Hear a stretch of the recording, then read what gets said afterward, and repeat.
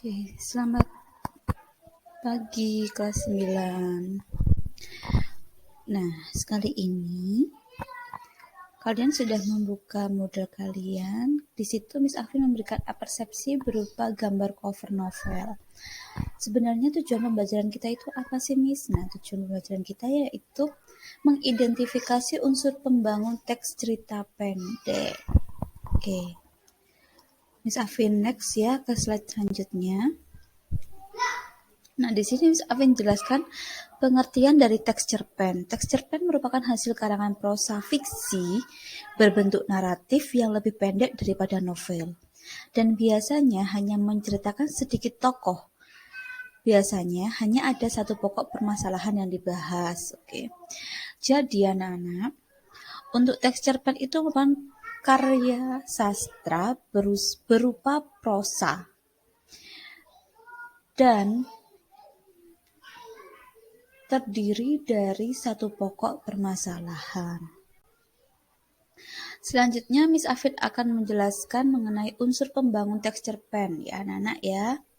Yang pertama, kita beralih ke unsur pertama yaitu yang dijelaskan pada hari ini unsur intrinsik. Apa sih unsur intrinsik? Unsur yang ada di dalam cerpen itu sendiri. Oke, yang pertama yaitu tema. Tema yaitu ide dasar cerita atau gagasan pokok yang mendasari sebuah cerita atau suatu cerita. Contoh nih, topik yang kita ambil mengenai kemerdekaan. Cerpennya perjuangan pahlawan menghadapi penjajah. Atau seandainya topik yang dibahas mengenai persahabatan. Nah, temanya apa? Persahabatan yang tak lekang oleh waktu. Itu yang disebut dengan tema. Oke, kita beralih ke tokoh dan watak. Tokoh merupakan orang yang berada di dalam cerita. Watak merupakan perilaku atau sifat dari tokoh dalam cerita. Jadi, tokoh itu adalah orang yang berperan di dalam sebuah cerita. Contohnya nih, kalian sebagai penulis menjadi tokoh utama, berarti aku yang disebutkan di dalam tersebut merupakan seorang tokoh. Watak apa?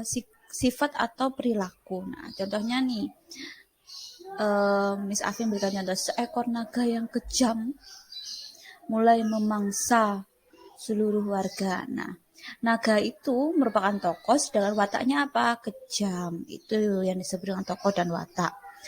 Selanjutnya yaitu alur. Alur di sini yaitu rangkaian peristiwa dalam suatu cerita. Ada 3 alur yang kita tahu yaitu alur maju, mundur, dan kombinasi. Untuk alur maju sendiri yaitu dari masa kini ke masa yang akan datang. Untuk alur mundur sama dengan kombinasi ya sebenarnya ya, yaitu dari masa kini menuju ke masa lalu. Itu untuk alur mundur, sedangkan alur kombinasi masa kini ke masa lalu kemudian menuju ke masa kini. Nah, selanjutnya yaitu latar atau setting, tempat kejadian, waktu serta atmosfer yang ditafsirkan dalam suatu cerita. Jadi latar itu ada 3, latar tempat, waktu, dan suasana.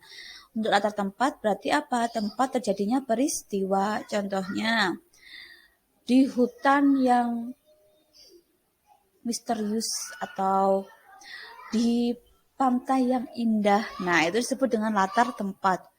Sedangkan latar waktu, contohnya di pagi hari yang cerah, di sore hari yang mencekam. Nah, itu disebut dengan latar waktu. Nah, untuk latar suasananya, yaitu tadi, contohnya Miss Afin bilang apa? Di sore yang mencekam, berarti suasananya lagi mencekam atau menakutkan. Itu yang disebut dengan suasana. Next, kita lanjut ke unsur intrinsik selanjutnya yaitu sudut pandang. Merupakan cara atau posisi pengarang dalam cerita. Nah, di sini sudut pandang itu ada 2. Sudut pandang orang pertama dan sudut pandang orang ketiga. Nah, sudut pandang orang pertama ini dibagi kembali ya anak-anak. Yaitu sudut pandang orang pertama sebagai pelaku utama dan sudut pandang orang pertama sebagai pelaku sampingan. Contohnya apa? Sudut pandang orang pertama yaitu sebagai pelaku utama, pengarang sebagai penulis sekaligus tokoh dalam cerita. Buktinya apa? Ada kata aku. Nah, sedangkan di sudut pandang orang pertama sebagai pelaku sampingan, si aku ini menceritakan tokoh sebagai pemeran utama. Itu yang disebut dengan sudut pandang orang pertama, pelaku sampingan. Sedangkan sudut pandang orang ketiga yaitu nama orang, nama tokoh, nama hewan, nama tumbuhan, itu disebut dengan sudut pandang orang ketiga, yang mana pengarang berada di luar cerita, hanya sebagai pengarang saja. Oke, selanjutnya yaitu gaya bahasa. Ialah metode buat menggambarkan suatu kata ataupun kalimat dalam cerita biar lebih indah serta bermakna. Nah, gaya bahasa itu ada macam-macam. Ada gaya bahasa hiperbola, yaitu melebih-lebihkan. Jadi contohnya seperti ini. Ombak berkejaran. Kemudian burung menari dan bernyanyi. Nah, itu kan secara berlebihan situ disebutkan gaya bahasa. Itu ada majas hiperbola dan ada majas personifikasi. Nanti Miss Afin jelaskan mengenai majas. Selanjutnya yaitu amanat. Amanat umumnya bersifat pesan yang dapat kita ambil dari cerita tersebut. Nah, amanat ada yang tersirat dan tersurat. Tersirat yaitu terkandung di dalam cerita, sedangkan tersurat sudah tercantum di teks tersebut. Anak-anak, itu ya bedanya ya antara tersirat dan tersurat. Nah, terima kasih telah berpartisipasi. Semoga hari kita menyenangkan. Apabila ada pertanyaan, silahkan ditanyakan melalui chat Moodle atau WhatsApp group ya anak-anak ya. Sekian penjelasan dari Miss Afin. Bila ada salah kata perbuatan, Miss Afin mohon maaf. Wassalamualaikum warahmatullahi wabarakatuh. Selamat pagi semuanya.